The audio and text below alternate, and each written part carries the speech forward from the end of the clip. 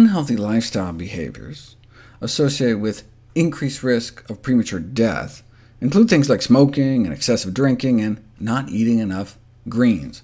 The best way to get your greens is in whichever way you'll eat the most of them, and one way to sneak extra greens into your daily diet is with whole food smoothies, a potent blend of good nutrition in a quick, portable, delicious form.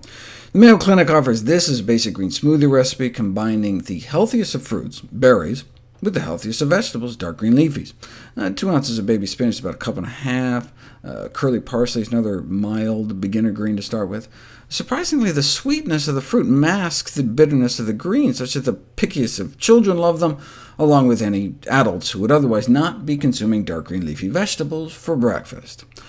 Or even fruit, for that matter. The average teen may only be getting about 1/20th of a serving of fruit otherwise, and loops don't count. But offering smoothies can have a dramatic effect on fruit consumption for students who do not want to take time peeling or chewing fruits. Who doesn't have time to chew a fruit? But the milkshakey texture of smoothies may not just boost the quantity of fruit and vegetable consumption, but also the quality. Carotenoid phytonutrients, like beta-carotene and lycopene, can exist as microscopic crystals trapped within the cell walls of fruits and vegetables, and they're only released when the cells are disrupted.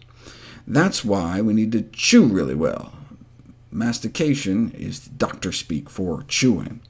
We either have to chew better, or choose plants that are easier to chew. For example, while tomatoes have more beta-carotene than watermelon does, the watermelon's beta-carotene is more bioaccessible because it has kind of wimpy cell walls, but the cells of other fruits and vegetables are smaller and tougher. To maximize nutrient release, food particle size would ideally be reduced down to smaller than the width of the individual plant cells, but you can't do that with chewing.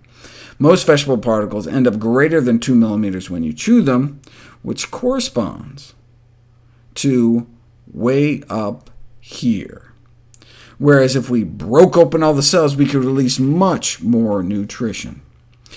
We can never chew as well as a blender.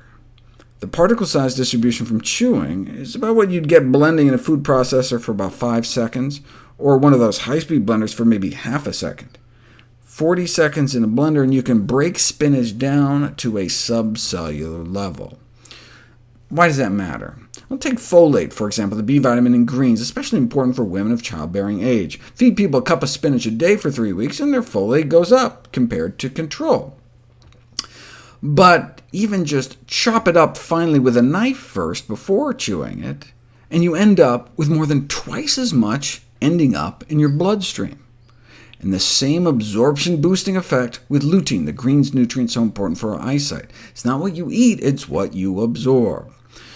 But for lutein, the boost was only 14%, so a few extra bites of the whole leaf greens would have gotten you just as much, and some other nutrients, such as vitamin C, aren't affected by pre-chopping at all. And this is less of an issue with cooked vegetables. This is for raw carrots. Boil the carrots for 3 minutes first, and even just regular chewing can release like 10 times more, but not as much as blended. Intense cooking, boiling for 25 minutes, so damages the cell walls that even gulping down large particles can result in significant absorption.